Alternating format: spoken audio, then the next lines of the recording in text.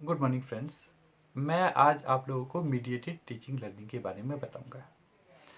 जैसे कि आप लोगों को शब्दों से ही पता चल रहा है कि मीडिएटेड टीचिंग लर्निंग का मतलब है इस तरह की टीचिंग लर्निंग एक्टिविटीज़ जो बच्चे के पैदा होने के और स्कूल जाने के बीच में कराई जाती है।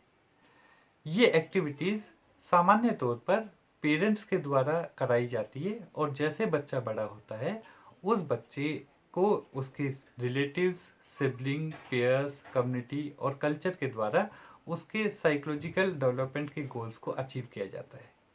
ये साइकोलॉजिकल गोल्स किस तरह के हो सकते हैं? वो बच्चे के सोशल डेवलपमेंट से रिलेटेड हो सकते हैं, बच्चे के इमोशनल डेवलपमेंट से रिलेटेड होते हैं, बच्चों के कॉग्निटिव डेवलपमेंट से रिलेटेड होते हैं। ये सारे के सारे गोल्स होते हैं।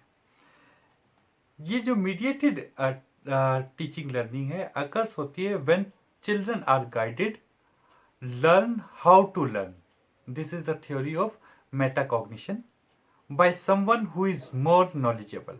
यानी कि जो ज़्यादा नॉलेजेबल है उसके द्वारा कुछ ऐसे व्यक्तियों को ट्रेनिंग देना जो कि कम नॉलेजेबल है और जो बच्चे के साथ इनिशियल स्टेज पर या ज़्यादा समय तक इंटरेक्ट कर सकते हैं।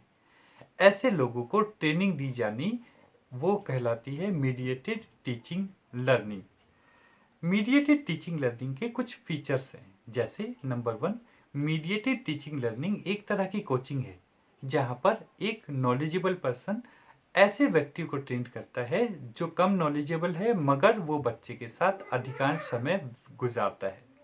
नंबर 2, जो ट्रेनिंग देगा वो ज़्यादा स्किल्ड होगा एज कंपेयर टू उस व्यक्ति के जो कि ट्रेनिंग ले रहा है। यानी कि एक स्किल्ड पर्सन एक अनस्किल्ड पर्सन को ट्रेनिंग देता है, क्योंकि स्कूल जाने से पहले बच्चा अपनी फैमिली के साथ रहता है। तो ज़्यादातर ये उम्मीद की जाती है कि जो मीडिएटर्स होते हैं वो बच्चे के पीयर ग्रुप होते हैं, पेरेंट्स होते हैं, ग्रैंड पेरेंट्स होते हैं जो कि बच्चे को असिस्ट करते हैं कुछ ऐसी एक्टिविटीज़ को करने के लिए जो बच्चा इंडिपेंडेंटली उन एक्टिविटीज़ को खुद कर सकता है। जो मीडिएटर्स होते हैं वो बच्चे को गाइड करते हैं कि वो डिस्कवर करे नई नई ऐसी एक्टिविटीज़, ऐसी टेक्निक्स को, ताकि बच्चे अपने खुद डेवलपमेंट को कर सके, ताकि बच्चा अपनी स्ट्रेटजीज को खुद डेवलप कर सके। मीडिएटर कभी बच्चों को ये नहीं कहते हैं कि हम आप वो स्ट्रेटजीज सीखिए जो कि हम लोग सिखा रहे हैं, बल्कि वो उन्हें डिस्कवर करने के लिए फ्री हैंड छोड़ते हैं कि आप कोई भी स्ट्रेटजीज को फॉलो कीजिए, मगर उसका अल्टीमेट गोल उस एक्टिविटी के द्वारा बच्चे के डेवलपमेंट को अचीव करना होगा। और ये जो होता है ये बच्चे की लर्निंग जोन के अंदर माना जाता है।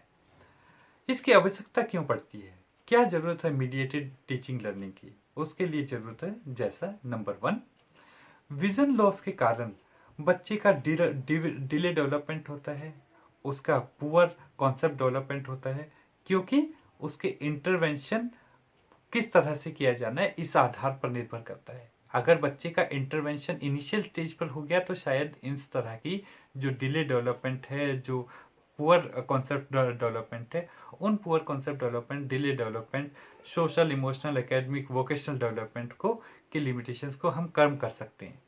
अगर वो नहीं हो पाया तो उसमें हम लोगों को काफ़ी परेशानियों का सामना करना पड़ता है। ये परेशानियाँ किस तरह से दूर कर पाएंगे या किस तरह से हम लोग ये सोशल, इमोशनल, एकेडमिक, वोकेशनल या कॉन्सेप्ट डेवलपमेंट है वो किस तरह से हम बच्चों को इनिशियल स्टेज पर दे पाएंगे जब बच्चा इंटरवीन होगा? वो उसके पेरेंट्स के द्वारा दिया जाता है। इसलिए ये ज़रूरी होता है कि भाई बच्चे के साइकोलॉजिकल गोल्स को अचीव करने के लिए पेरेंट्स को तैयार किया जाना चाहिए, क्योंकि टीचर के पास एक तो इनिशियल स्टेज पे बच्चा टीचर के पास आता नहीं है, क्योंकि हम होम को ही फर्स्ट स्कूल का नाम देते हैं।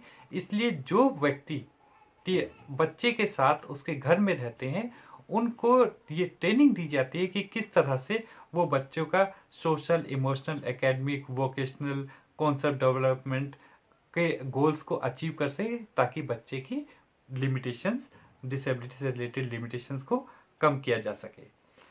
उसके साथ में कुछ ऐसी एक्टिविटीज़ होती हैं, कुछ ऐसी चीज़ें होती हैं जो कि बच्चा ग्रुप में नहीं सीख सकता, या ग्रुप में सीखने में उसे समस्याओं का सामना करना पड़ता है, या ग्रुप इंस्ट्रक्शन में उसे वो चीज़ें आसानी से समझ में नहीं आ पाएंगी।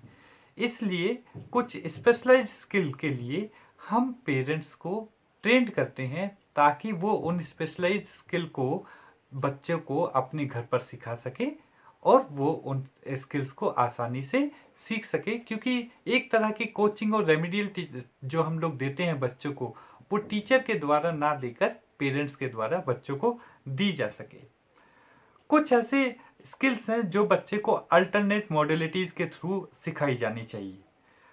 जो हमारे मीडिएटेड टीचिंग लर्निंग के अंदर हम जो अल्टरनेट मॉडलिटीज होती हैं, उन अल्टरनेट मॉडलिटीज को यूज करके बच्चों में डिफरेंट तरह की स्किल्स को हम बढ़ा सकते हैं, सिखा सकते हैं बच्चों को।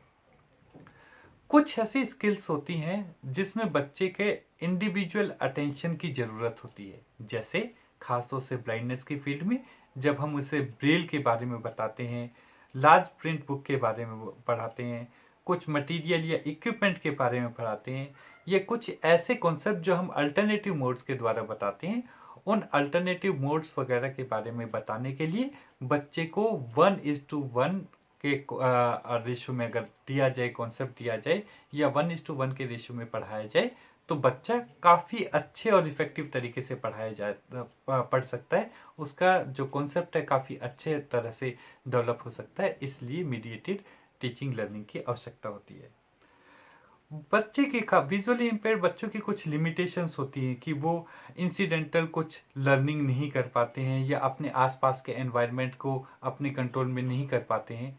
तो जो इंसिडेंटल लर्निंग है और अपने आसपास के एनवायरनमेंट को कंट्रोल करने के लिए अगर कोई व्यक्ति उसने समय समय पर इस बारे में बताता रहेगा कि आसपास के एनवायरनमेंट में क्या हो रहा है, या आसपास कौन कौन सी ऐसी एक्टिविटीज़ हो रही हैं जिससे कि बच्चे अपना इंसिडेंटल लर्निंग को सीख सके कि भाई कोई अगर एक्टिविटीज़ होती है और उसको अगर किसी के द्वारा ये बताया जाता है कि ये एक्टिविटी इस तरह से की जाती है, इसका मतलब कि जो व्यक्ति देख रहा है उसका इंसिडेंटल लर्निंग हो रहा है, साथ में उस व्यक्ति का भी इंसिडेंटल लर्निंग हो रहा है जो उन सब चीज़ों को सुन रहा है। तो इंसिडेंटल लर्निंग के लिए भी teaching learning, mediated teaching learning important होती है।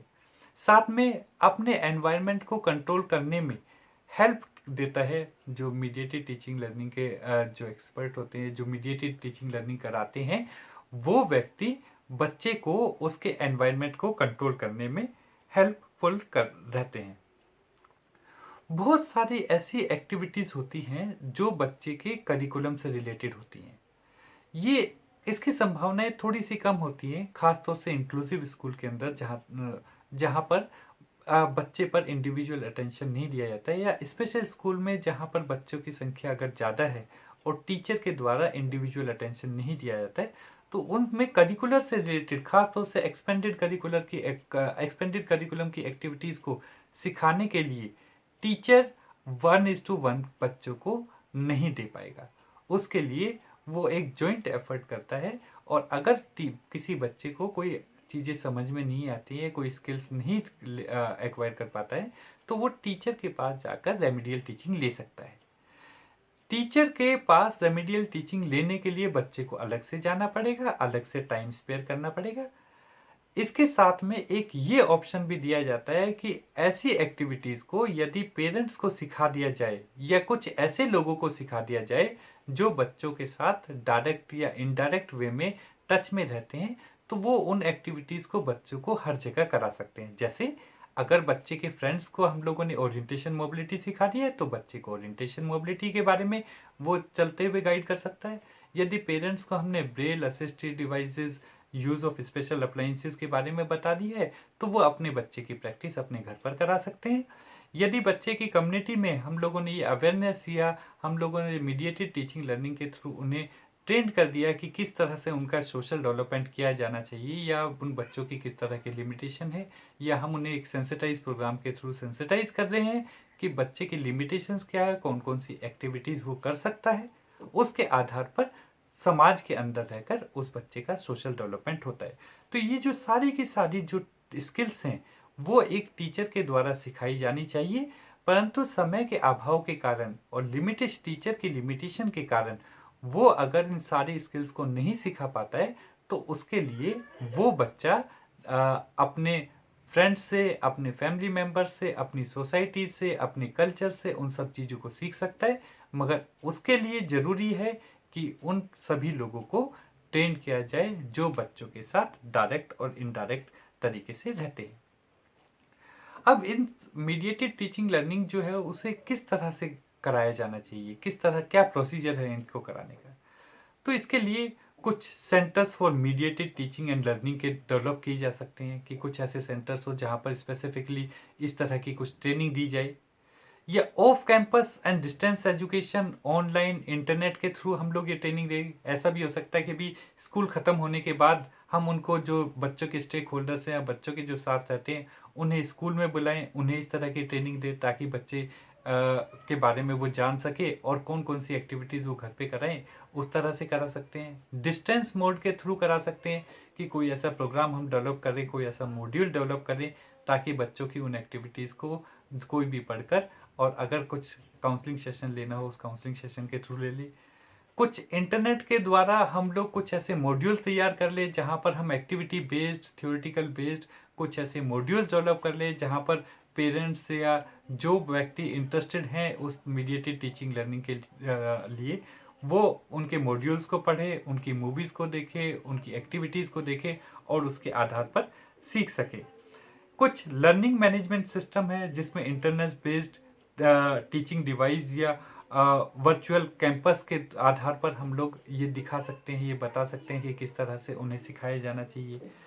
Short duration in service program के थ्रू, शॉर्ट ड्यूरेशन प्रोग्राम्स के थ्रू हम लोग ये उन्हें बुलाकर एक छोटे छोटे से प्रोग्राम करके बच्चों के बारे में, एक्टिविटीज़ के बारे में, डेवलपमेंटल गोल के बारे में बताकर उन्हें ट्रेन कर सकते हैं। एक्टिविटी बेस्ड कुछ उन्हें डिज़ाइन करके, उनके लिए एक्टिविटीज़ डिज़ाइन करके ये बता सकते हैं कि किस तरह की एक्टिविटीज़ के आधार पर, ये किस तरह की एक्टिविटीज़ के बाद बच्चे की कौन कौन सी स्किल्स डेवलप हो सकती हैं, इसके बारे में बता सकते हैं। छोटी छोटी सी वर्कशॉप कर सकते हैं समय समय पर। वो वर्कशॉप जरूरी नहीं है कि न्यूली के लिए हो, जो ऑलरेडी सीख रहे हैं, जिन्हें कोई समस्या आ रही है, वो भी आ सकते हैं उस वर्कशॉप में। उन ट्रेनिंग प्रोग्राम्स में वो अपनी प्रॉब्लम्स बता सकते हैं। इन वर्कशॉप के द्वारा हम लोग ऐसे लोगों को ट्रेन कर सकते हैं जो मीडिएटेड टीचिंग लर्निंग में सपोर्टिव होते हैं और जो बच्चों के डायरेक्ट टच में रहते हैं, जो एक स्टेक होल्डर है जो कि बच्चों के साथ काम करते हैं। Thank you very much.